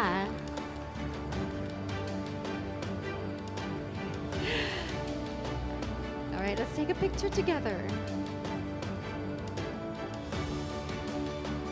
And as yesterday I just joined PTTEP, one of the project like say no to fraud and corruption at their building at Enco.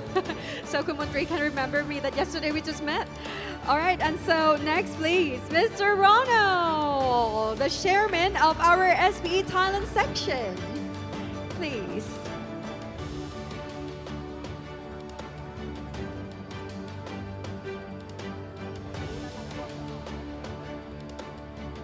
All right, so let's take a big group photo together once again. I would like to invite all panel members, please.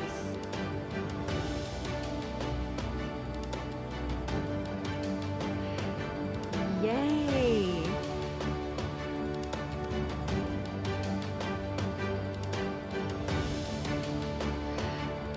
So now we have 12 to the end of tonight. And right here before we move to our lucky draw. All right, so let's give a big round of applause, ladies and gentlemen. Thank you very much, all our panel members, for joining us right here on the stage. Thank you so much. ขอบคุณค่ะ And now we're moving to our lucky draw. So let's see who's gonna be the lucky winner tonight, ladies and gentlemen. There are 2 prizes that would like to give away to you. So the first prize is a dinner voucher for 2 at the famous Rib Room and Bar here on the top floor that worth at 4,400 baht. And our biggest prize is an international buffet enjoy dinner at Atrium Restaurant for two, and the price that worth at 6,400 baht. So without further ado, ladies and gentlemen, I would like to invite Khun Tridaset Naha, please, our industry relations chair. Please join us on the stage. Let's see who's going to be the lucky winner for today. Woo! All right. And our first prize I would like to giving out right here is a dinner voucher for two at the famous Rib Room and Bar here. Yes. Wow, that received a lot of Michelin guide and the guarantee from Michelin. And, oh, you can have to choose. Which one? Okay. Whoop. All right, so if you hear your name out, please raise your hand and come up on stage. And, wow, so lucky. Our future, the future of our industry from CMU Students Chapter, Rindadaka.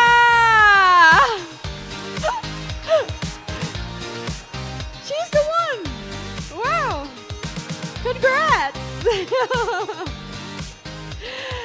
As we know that we have the students joining us right here today. Yeah, and the prize is the famous Rib Room and Bar here on the top floor. That was 4,400 baht. Wow. Congratulations. Yay.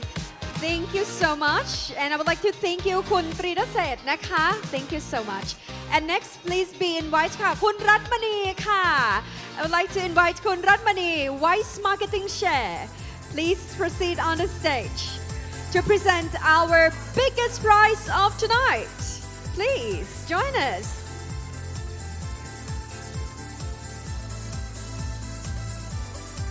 Yay!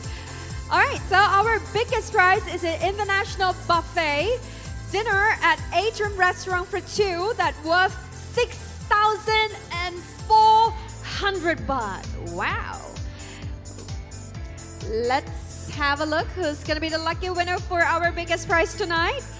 And this prize goes to, from the company name of Bro Veritas, Khun Tawasini Ka. Where are you, Tawasini? She's there. Congratulations. Yay. Wow. Walking through the middle. Whoa. Please.